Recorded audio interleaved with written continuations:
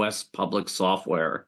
Well, Can you give first us we an have to, example of something you'd like to highlight? sure. I think first we have to address the two triggers I heard this morning. So someone said printer cartridge, and then I believe it was General Blackwell said Banyan Vines, and man, that really triggered me. That was one of the first she went networks I old worked school on. on us. It's a good story because we forget these early technologies. So Banyan Vines actually used an X400, 500 based directory architecture for both messaging and identity management. It was that directory architecture that we hired when I was at Microsoft. We brought in Jim Allchin came over, and that became the foundation of what we know as Active Directory today. So thanks for that, because that really triggered me this morning. But those things are critical. But when someone said printer, I started thinking about zero trust in the standpoint of you talk about identity, and we love to talk about identity. But there are machines on our networks. We call them, IoT devices, but printers are one of them. And I found out the hard way that every time we photocopy something on a printer, that printer maintains a copy of that document. So when we dispose of a printer, the physical device, for instance, there is a hard drive in that printer with a copy of all the documents that were copied on that machine, which is actually interesting. So when you think of a hacker or someone who's trying to compromise a network, sometimes going after the low value machine, such as a printer, may have a trove of information that's more valuable to them than we thought was insignificant, for instance.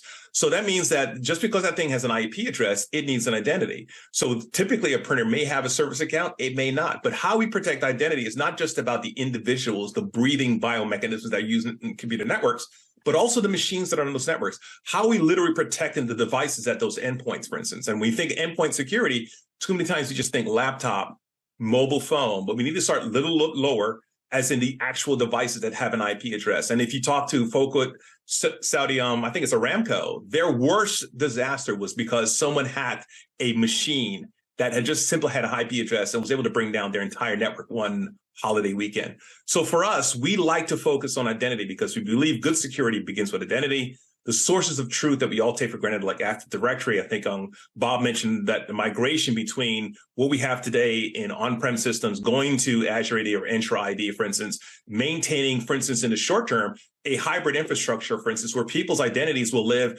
on some on-prem system because of the applications and the technical debt we have there, but also living in the cloud, whether it's Entra ID or across other cloud platforms when they're using devices all over the world, for instance, and trying to provide secure access for the information they need to do their jobs.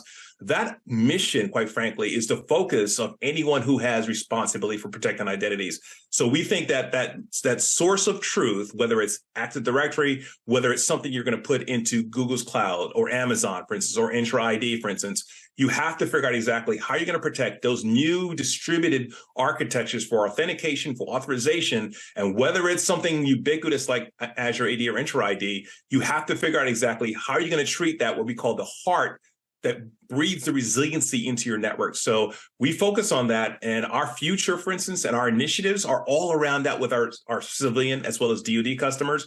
And we've built out so many different strategies for them on basic zero trust principles, for instance. But we realize, like you said, Luke, it's a journey.